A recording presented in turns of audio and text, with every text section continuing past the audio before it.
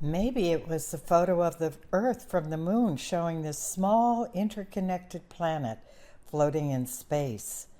Maybe it was the Occupy Now protests on Wall Street that illuminated the wide wealth gap between the top 1% and the rest of us. Maybe it was the United Nations scientific warnings about human damage to the environment and the devastating threat of climate change. Maybe it was all of those things or none of those things. Who knows? But there has been a ground shift in the public recognition that corporate growth at any cost and the rising threat of climate change need to be supplanted by another approach to living and economic development that works for everyone and takes care of the earth. I'm cautious about these things, but I'm also not knee-jerk pessimistic. The Berlin Wall collapsed, unexpected. The Soviet Union collapsed, unexpected. Apartheid system collapsed, unexpected. A bunch of farmers and small businessmen in the 18th century defeated the British Empire, the most powerful empire in the world, unexpected. So the women's movement came out of nowhere, radically shifted consciousness, the biggest cultural revolution in modern history. I'm cautious about predictions that people, because they look at the moment when people are very pessimistic about the current state of affairs in Washington, I'm cautious about what that means. We shall see. And I certainly think that's what we should strive for, laying the groundwork for something much larger and getting serious about it. If you don't have that kind of vision of where you're going, you'll never get there. So I think it's time to be cool about being conscious of what is possible historically, conscious also about the difficulties. But pessimism is pretty easy because we all have a vested interest in pessimism. You don't have to do anything if nothing's going to work. In this video, you will meet the amazing changemakers creating community wealth around the U.S. that is fostering and protecting the well-being of people, community, and the earth. They are leading the way towards an equitable and sustainable future for everyone. Prepare to abandon your pessimism. The foundation to community wealth building is community ownership and control of its assets and a flourishing cooperative economy.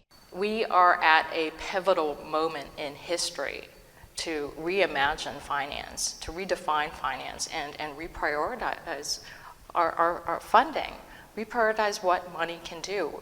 We can reverse the script, rewrite the rules of money, reverse the script so that money can be used to help and heal our communities rather than harm. A public bank is a financial institution that is owned by a local government, a city, a region, or a state.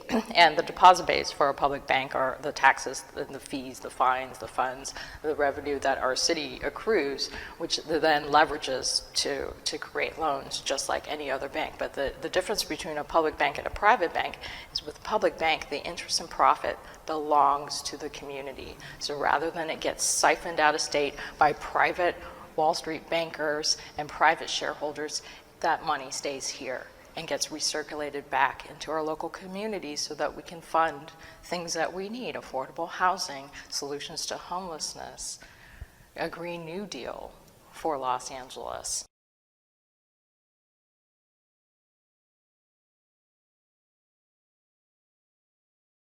Capitalism just allows a few people to make it. Everybody else gets left behind. Then we need a strategy like cooperative ownership, because there you have broad ownership, you have community wealth. We could, create several companies with, 50 employees at a time where we could build wealth in the community.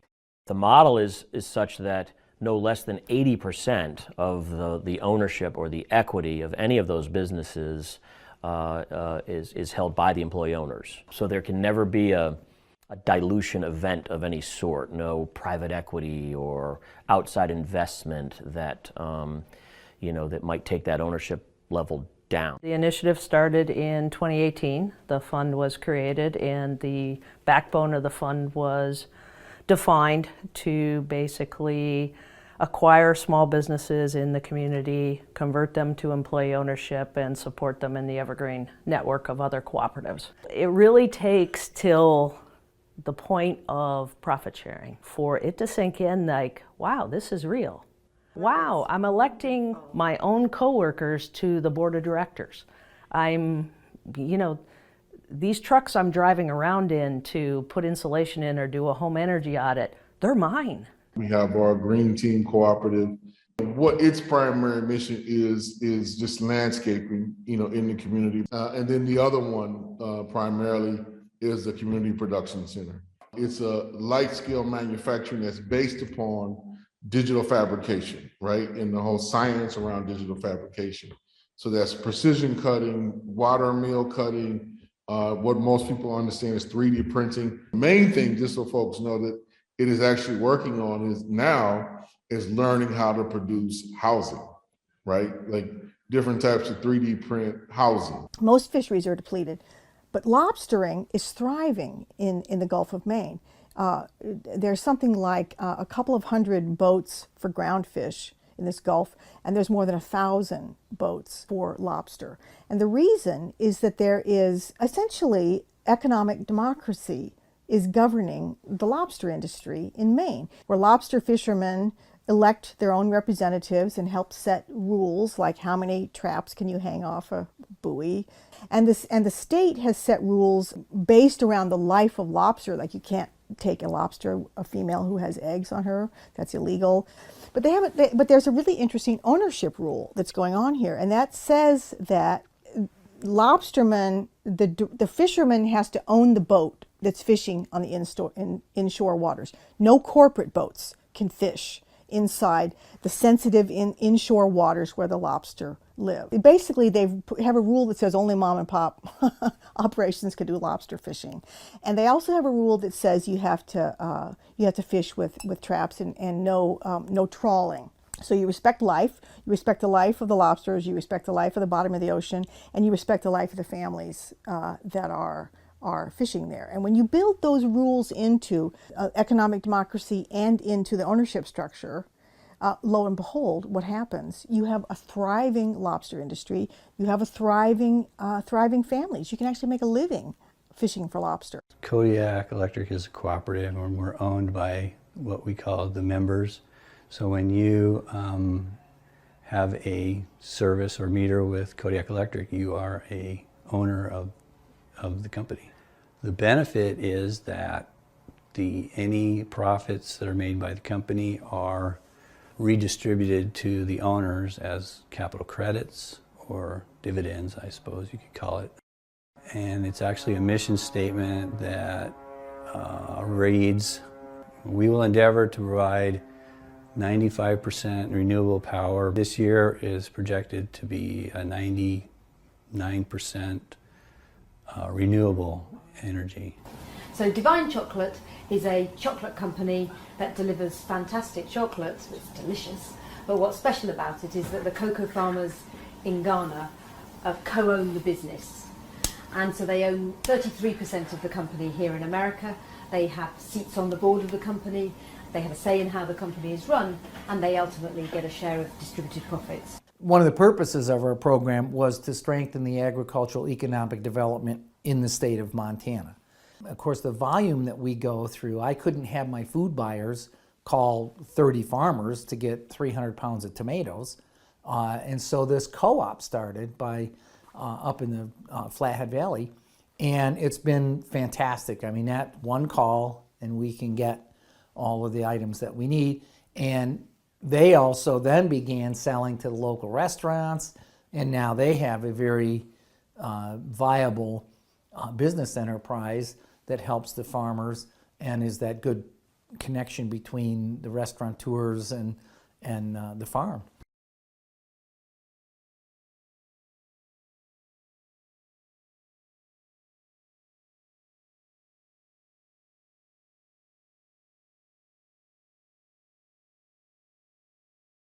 Affordable home ownership is an essential component of community wealth building.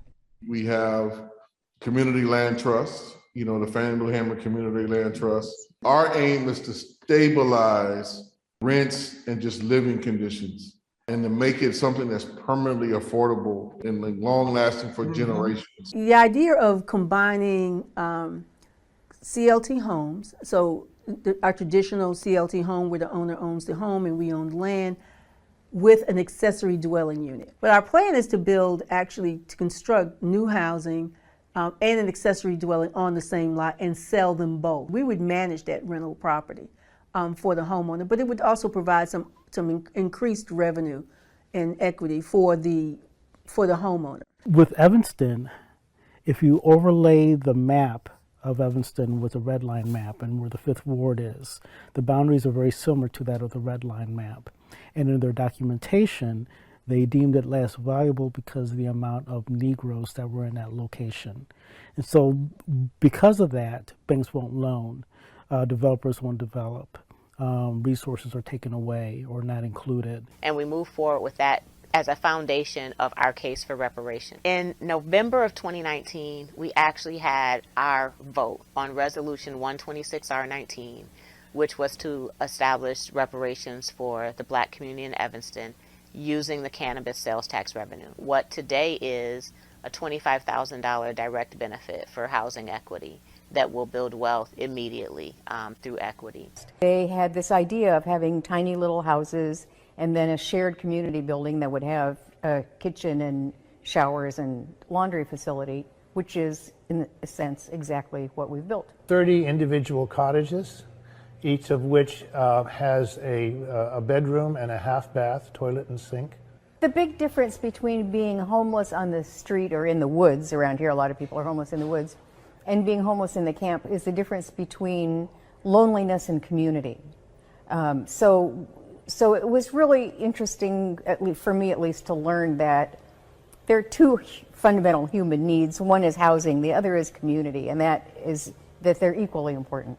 Community wealth building cultivates healthy and sustainable local food production system. The land that the Sisters of Providence have here in St. Mary of the Woods is 1,200 acres of property, everything from certified forests to certified organic farmland to organically grown gardens, about 7 acres of gardens. We have pastures with alpaca, 47 head of alpaca here on the grounds. We have a community-supported agriculture program. It's a different way of looking at agriculture where the people buy shares. So we all share the risk with the farmers, with the gardeners, so that doesn't make it difficult for someone to actually do that work. We have our Freedom Farms Co-op, and its objective is to produce food sovereignty in our community. Really about creating a set of practices and trying to encourage as many people in the community to take those front, lawns in the backyards that they have, and we have a lot of them have a lot of space in Jackson, and say, hey, we can change our quality of life and reduce some of our bills. Kind of two dimensions. One, producing a baseline of food for our membership, right, through our own internal community, CSA, supported agriculture modern community. And the second is producing enough, of core commodities to go to market. Yeah, the Farm to College program is one of the first in the country. We started in 2003. The program has really blossomed into something that is very sustainable. The food supply was 93% of the food that we served was through a wholesaler from anywhere in the world. There was no conscious, pointed, purposeful effort to buy local food. Now we're purchasing over 20% of our food on a $3 million budget, and we're either at or below industry standards.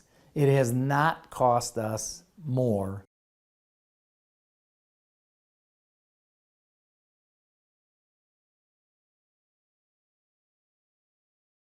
Artists and educators play an important role in community wealth building. Artists bring their unique perspectives to projects that promote community connections and take care of the earth. Schools integrate the cultural history and contributions of the students in their classroom that is typically left out of the core curricula. And universities help to transform the social and economic development of the community and state where they exist. We're at a place right now where we're all trying to decide, okay, how does one person make a difference? Artists have a unique responsibility to look at things differently and processing very differently. And then through that processing, there's an articulation, whether it's tangible, whether it's a performance installation like we're doing in Washington, D.C., to look at things in a creative way that may have some really interesting answers. During the course of the Music Box, when it was open to the public, this house also housed about 5 different instruments. So there was a bathtub bass behind you, there was a folding out from the wall. There was all sorts of interventions in this house that kind of made it a musical experience. This house was one of about 9 structures built by over 25 artists.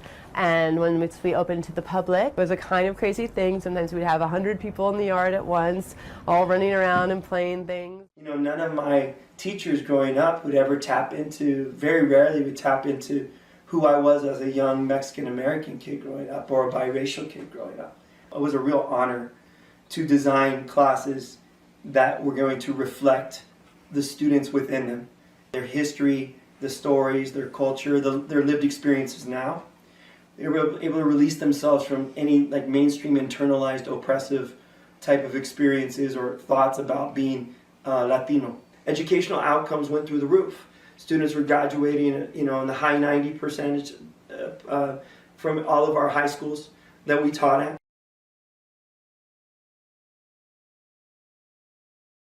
It caught me off guard when I started working here that I would get a lot of applicants for people who were in perhaps foreign language or policy, poli-sci, or urban planning, urban development. And as it happens, what these people typically want to do is they either want to go to other areas and help them work on agricultural development, or maybe they want to go into environmental policy, environmental advocacy, and things like that. The political economy in which we all live has already passed its end date. Signs of dysfunction are everywhere.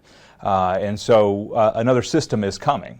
And the real question, I think, for those who genuinely care about others and care about the future is what kind of system should we transition to? So the Next System project, when it was initiated, was intended to provoke debate about system change and above all about system design.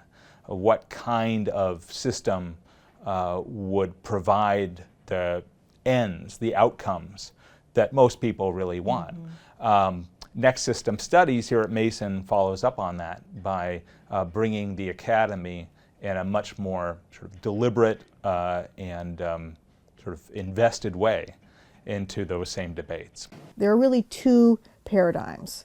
There's one, the dominant one that we live with now, we can call extractive. Its aim is extracting maximum amounts of wealth. It's being extracted from the environment, from the community, from wages. I mean, employee productivity has gone up dramatically in recent decades, and yet wages have been flat.